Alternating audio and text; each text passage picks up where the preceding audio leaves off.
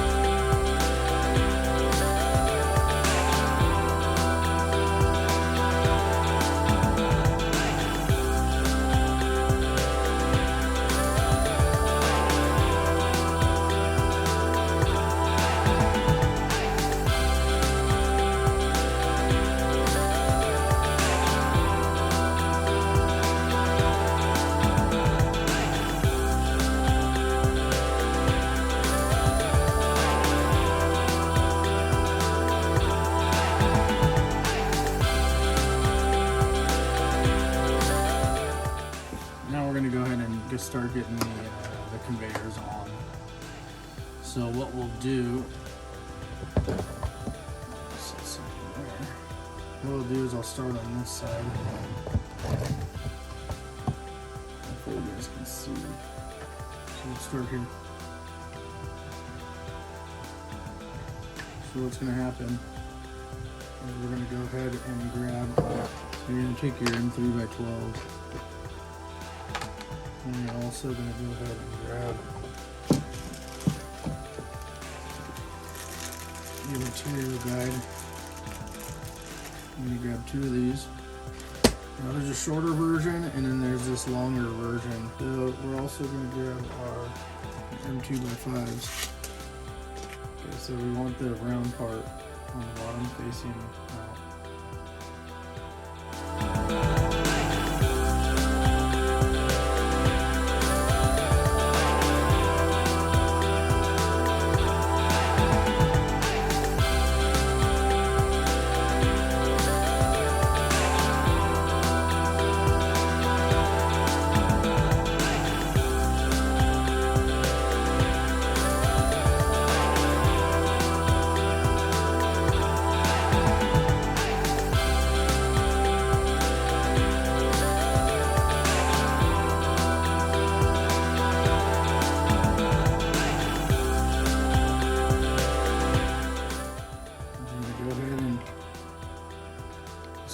Tricky.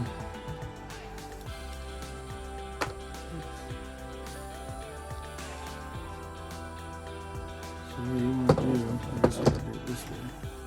Let's put this through here. Right, so we're going to go ahead and get this inside of here.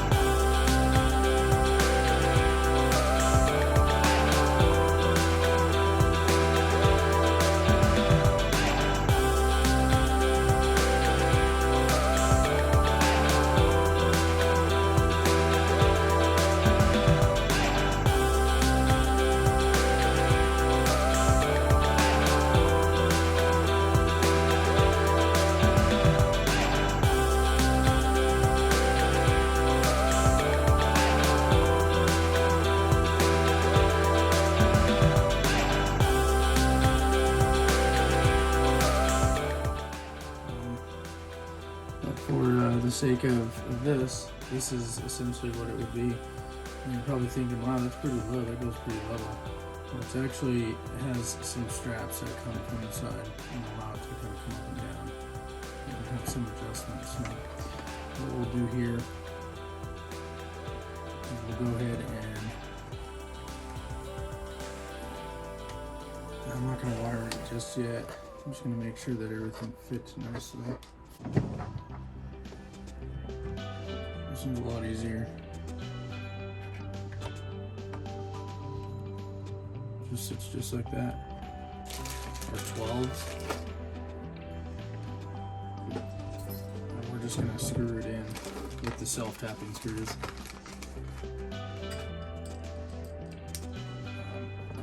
Self-tapping screws do pretty good as far as trying to keep it in, keep it together. So I'm gonna forget this one doesn't need it. So go ahead and get your screws done.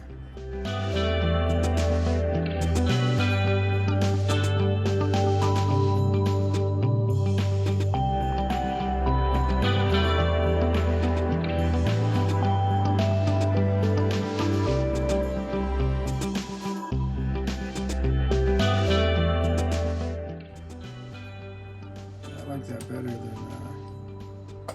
the other one. It kind of just stays there. I like it. Alright guys, so we got the shorter inside guides done. So I'm going to go ahead and get these built.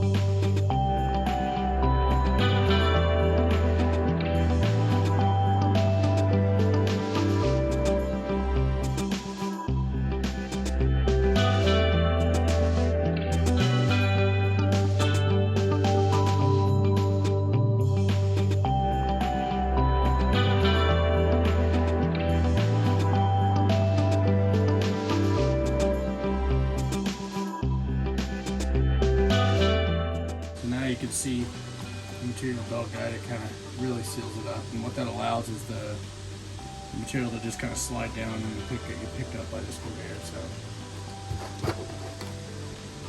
I'm going to go ahead and off camera, I'm going to go ahead and switch the other one over, and then when we come back we'll go ahead and get everything finished wired up, and then we'll test it, and then we'll go ahead and work our way towards the top chute. Alright, so we got our guide on there. You see it's gonna really fill in there, so I'm gonna go ahead and start wiring everything up.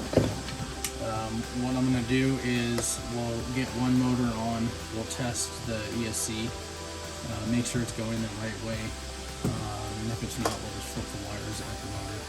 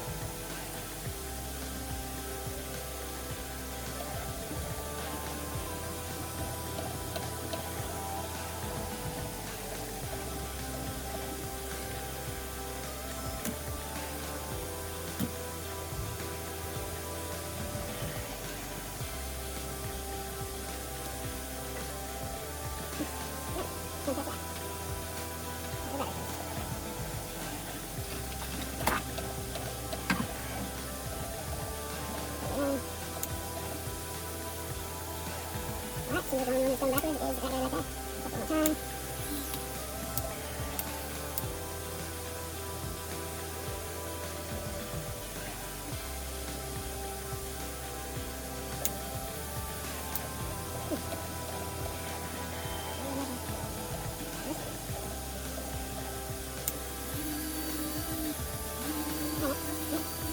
Just gonna turn that on. Turn that on, Rose. Alright, so flip that over and solder them up.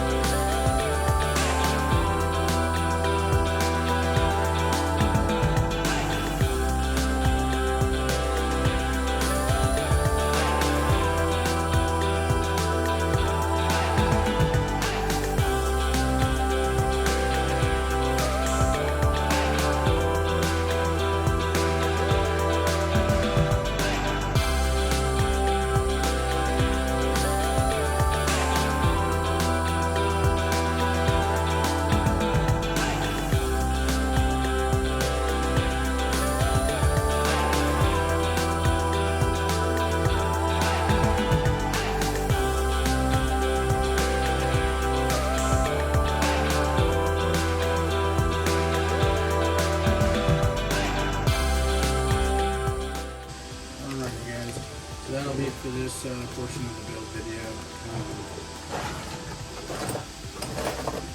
This is essentially all this is done here in the back, so we're going to go ahead and start working on the front, and then we'll do that, but that'll be the next video. So thanks for tuning in. Alright guys, so what I've already started to do was build the chute, just going off of the, not really off of the instructions. The instructions wanted us to put the rollers all on, and then start attaching it, get the belt on, and then attach it to the chute. What I ended up doing was getting the chute, getting all their guards on, and then started putting the rollers on. And realistically, you don't need to put all the rollers on right away. You just need the drive roller on. The rest can kind of get put in and as we go along, and we'll do that here in a minute, but I wanted to explain this. So what we got going on here is to mount the rails to the chute, you want to use the two outside holes and the one middle, and then these two holes are actually going to be for the guides on the inside here. We can get an 8mm, an M3x8 or an M3x6 in here. Actually, let's go ahead and just make sure that we can do that. I don't know if a 6 is going to be long enough.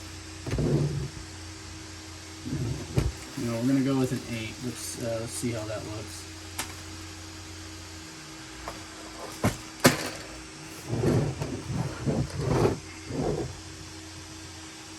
way. I like the 8, so let's go ahead and finish that off. So you're going to use the 10s on the outside and middle, and then on these two, I guess middle ones, you're going to go ahead and use your 8. So we'll get that done, and then I'm going to go ahead and we'll go and get the rollers on. The drive roller is pretty straightforward, nothing too serious.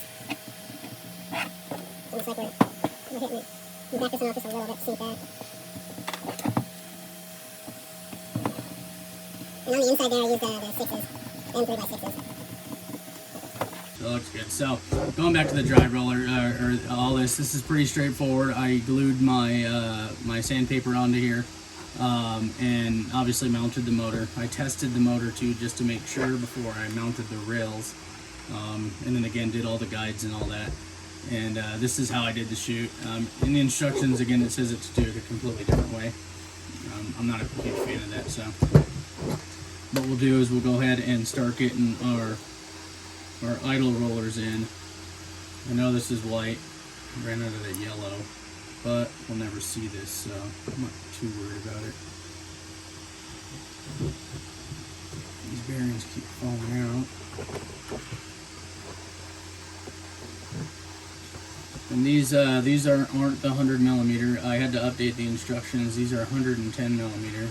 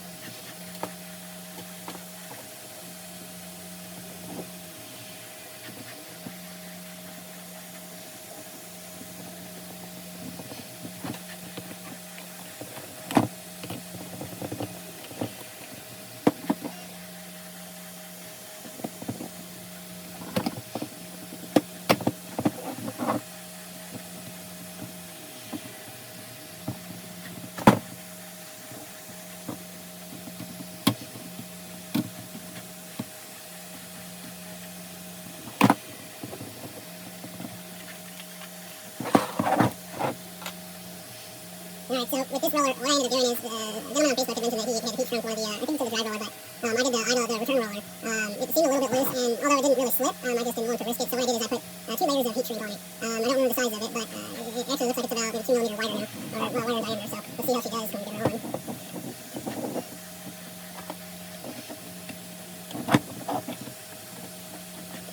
What I'm doing here is I'm pulling up on this one side to get it to slide in. Trying to.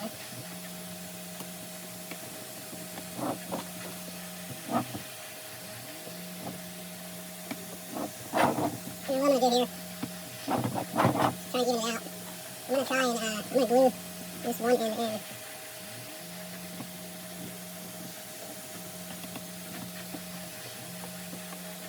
Like that. So what I'm going to end up doing is putting a dab of some of this glue here.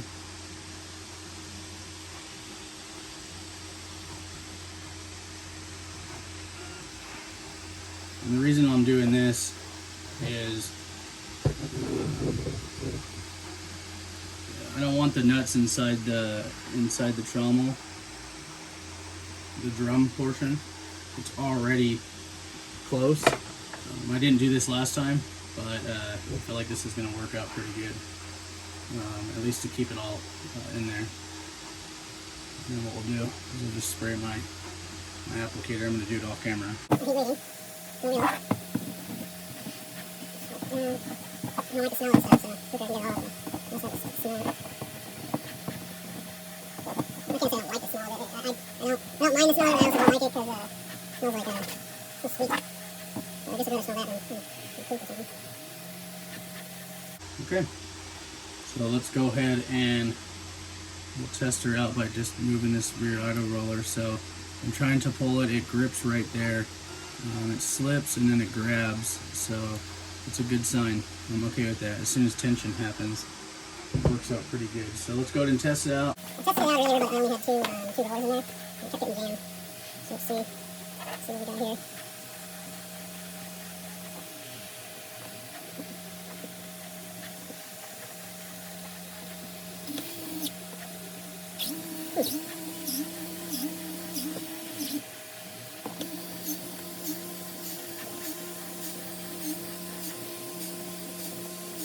I don't think these wires can provide enough power. Usually the motor doesn't sound like that. Let's see when we get wired up. So right now we know that the black mark on the motor is our negative. And it's going the right way. So that looks pretty good. Yeah, I like it. Let's see if we can get it to slip.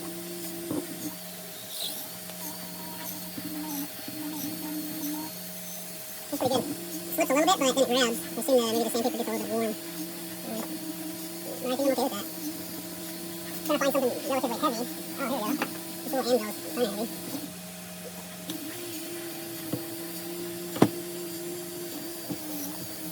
Okay. That's pretty good. I think that's good. If you guys want, you can wrap that rear idle roller more. If you feel like it's just, if you don't have enough. Grip. Yeah, you can continue to wrap that. There's still some play in here. Usually you can try and grab it. Yeah, there's still a good amount, so maybe wrap it 2 more times. I'm gonna run this, I'm gonna test it, we're gonna see how she does. So now what we're gonna do is we'll go ahead and get our top on, move everything out of your way.